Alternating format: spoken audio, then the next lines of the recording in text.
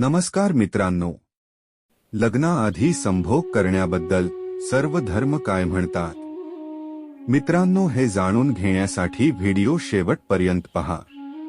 आणि मित्रांनो, तुम्ही जर हिंदू असाल तर आमच्या चॅनलला सबस्क्राइब करा। मित्रांनो, हल्ली लोकांमध्ये अनैतिक संबंध ठेवणे ही गोष्ट सामान्य झाली आहे। हे नातं बनवण्यापूर्वी त्याचा आपल्या आयुष्यावर काय परिणाम होईल याचा विचारही ते करत नाहीत आणि अनैतिक संबंध कसे ठेवायचे हा एक विचार मनात येतो। या कलियुगात एवढे पाप वाढत चालले आहेत की असे वाटते कलियुग लवकरच संपुष्टात येणार आहे। मित्रांनो, सनातन धर्मात विवाहाला पवित्र कर्म म्हटले आहे। काहीही झालं तरी एक ना एक दिवस प्रत्येक जण लग्नाच्या पवित्र बंधनात पडतो। असे मोजकेच लोक असतात जे लग्न न करता आपलं आयुष्य जगतात, पण सामान्य आयुष्य जगणारे बहुतेक लोक लग्न केल्याशिवाय जगू शकत नाहीत।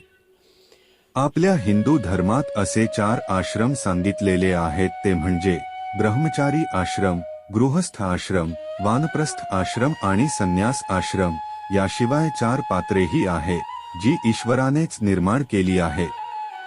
वर्णाश्रमाची व्यवस्था ईश्वराने केलेली असल्याने ती पवित्र मानली जाते, परंतु विवाहपूर्व संबंधांच्या व्यवस्थेबद्दल शास्त्रात कुठेही उल्लेख नाही। शास्त्रात 4 मोठ्या पापांचे वर्णन आहे। त्यामध्ये अंमली पदार्थांचे व्यसन, जुगार, मांस खाणे आणि दुसऱ्या स्त्रीशी लैंगिक संबंध ठेवणे या सर्व पापांच्या वेगवेगळ्या शिक्षा आहेत। हे तुम्हाला जाणून घ्यायचं असेल तर तुम्ही गरुड पुराण वाचले पाहिजे। नमस्कार मित्रांनो, तुम्ही पहिल्यांदाच आमच्या चॅनलवर आला असाल तर कृपया आमच्या चॅनलला सबस्क्राइब करा आणि कमेंटमध्ये लिहा जय श्री कृष्ण। चला व्हिडिओ सुरू करूया। मित्रांनो, लग्नाआधी संभोग करणं कितपत योग्य किंवा अयोग्य आहे?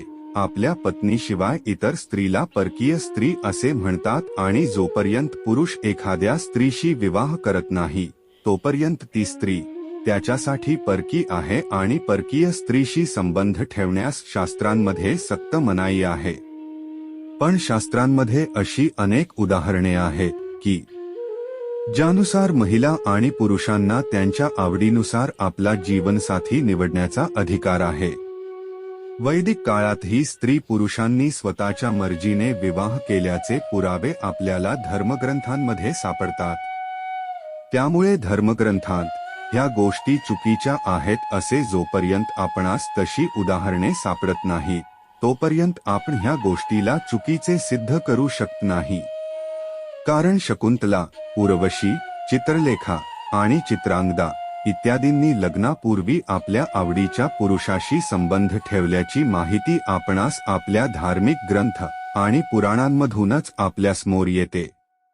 दुसरीकडे चार्वाक सिद्धांतावर विश्वास ठेवत असेल तर योग्य अयोग्य असा विचार करण्यापेक्षा आपल्याला आनंद होईल असे काम केले पाहिजे आणि आजच्या युगात तन, मन आणि धनाने व्यभिचार करू शकणारे लोक अनेकदा शास्त्र आणि नीतिमत्तेची पर्वा न करता एकांत शोधतात आणि लग्न न करता शारीरिक संबंध प्रस्थापित करतात आणि आजच्या काळात ह्या सर्व गोष्टी सर्वसाधारण होत चालल्या आहेत। मित्रांनो, प्राचीन काळी स्त्री पुरुषांना लग्नाशिवाय संबंध ठेवण्याचे पूर्ण स्वातंत्र्य होते आणि याचे पुरावेही इतिहासात सापडतात।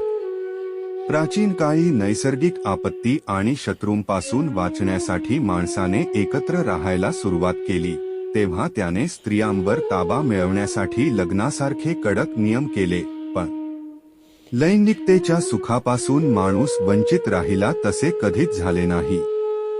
जेव्हा जेव्हा एखाद्या जमातीने आपल्या शत्रू कुळावर हल्ला करून विजय मिळवला तेव्हा विजयी जमातीचे पुरुष पराभूत कुळाला लुटत असत आणि तेथील स्त्रियांशी लग्न न करता त्यांच्याशी संभोग करत असत।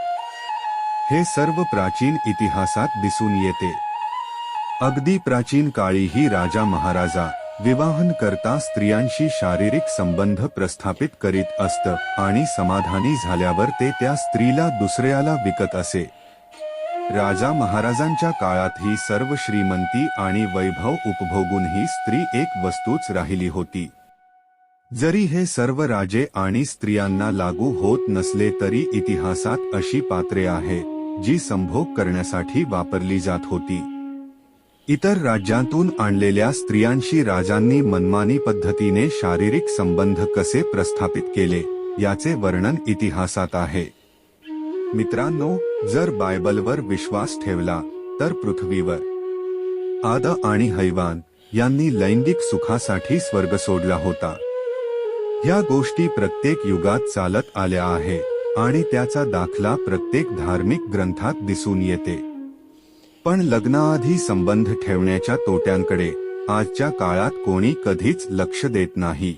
पण मित्रांनो, लग्नाआधी संभोग करण्याचे तोटे, कमी वयात संभोग केल्याने होणारे नकारात्मक परिणाम किंवा मेंदूवर होणाऱ्या नकारात्मक परिणामांकडेही कोणीच लक्ष देत नाही. याशिवाय आपल्या समाजात लग्नापूर्वी शारीरिक संबंध ठेवणे हे पापापेक्षा कमी मानले जात नाही आणि असे करणाऱ्या मुलामुलींना वेगवेगळ्या आव्हानांना सामोरे जावे लागते आणि कधी कधी त्यांचे कुटुंबीय त्यांचे शत्रू बनतात. अनेकदा कुटुंबियांच्या सन्मानाच्या रक्षणासाठी आपल्याच मुलीच्या खुनाच्या घटनाही घरच्यांकडून पाहायला मिळतात. त्यामुळे लग्नाआधी संभोग करणाऱ्या मुला-मुलींना बहुतेक बाबतीत आपल्या कुटुंबातील सदस्यांशी भांडून संबंध तोडावे लागतात आणि समाजही त्यांच्याकडे वाईट नजरेने पाहतो. याशिवाय लग्नाआधी शारीरिक संबंध ठेवण्याचा एक तोटा म्हणजे जर तुम्ही एखाद्या व्यक्तीशी शारीरिक संबंध ठेवत असाल आणि काही कारणास्तव त्याच्याशी लग्न करू शकला नाही, तर ही खेदाची भावना तुम्हाला आयुष्यभर सतावेल. मित्रांनो, काही व्यक्ती एखाद्याला आपल्या प्रेमात अडकवून नातं निर्माण करतात. त्यामुळे अनेक जण बलात्कारासारखे घृणास्पद कृत्य करतात. तसेच मित्रांनो, जगभरात गुन्हेगारी झपाट्याने वाढत आहे. वाईट विचार एवढे वाढले आहेत की लहान मुलींवर बलात्कार होतात. लग्नापूर्वी लैंगिक संबंध ठेवण्याबद्दल बायबलमध्ये सांगितलेले आहे की असे नातं ठेवणं चुकीचं आहे. असं आपण म्हणत नाही, पण चुकीच्या पद्धतीने नातं ठेवणं हे चुकीचे आहे. मित्रांनो, बायबलमध्ये असे सांगितलेले आहे की जर देवाने सांगितलेला नियम कोणी मोडून जर कोणी अनैतिक संबंध ठेवत असेल तर देव त्याला नक्कीच शिक्षा देईल. नैतिक आणि अनैतिक संबंधांमध्ये फरक करता यावा म्हणून देवाने पती-पत्नीमध्ये लैंगिक क्रियांसाठी नाते निर्माण केले आहे. मुस्लिम धर्मग्रंथ कुराणमध्ये केवळ पत्नीसोबत संबंध ठेवणे योग्य मानले आहे. लग्नाआधी संभोग करणं हे अयोग्य मानले गेले आहे. कुराणानुसार अल्लाह म्हणतो की माणसाने व्यभिचाराभोवतीही भटकू नये, कारण व्यभिचार करणे हा भूख भगविण्याचा एक वाईट मार्ग आहे.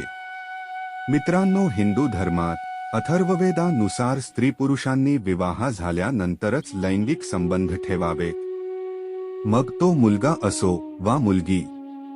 ऋग्वेदामध्ये लग्नानंतरच संबंध ठेवणे योग्य असल्याचे म्हटले गेले आहे. लग्नापूर्वी अनैतिक संबंध ठेवणाऱ्या व्यक्तीला नरकात खूपच वेदनादायी शिक्षा मिळतात, असे सर्व धर्मात सांगितलेले आहे. तसेच अनैतिक संबंधांना गुन्ह्याच्या श्रेणीत ठेवण्यात आले आहे. मित्रांनो, आजचा आमचा हा व्हिडिओ तुम्हाला कसा वाटला? कृपया कमेंटमध्ये तुमचे मत द्या. व्हिडिओ शेवटपर्यंत पाहिल्याबद्दल धन्यवाद.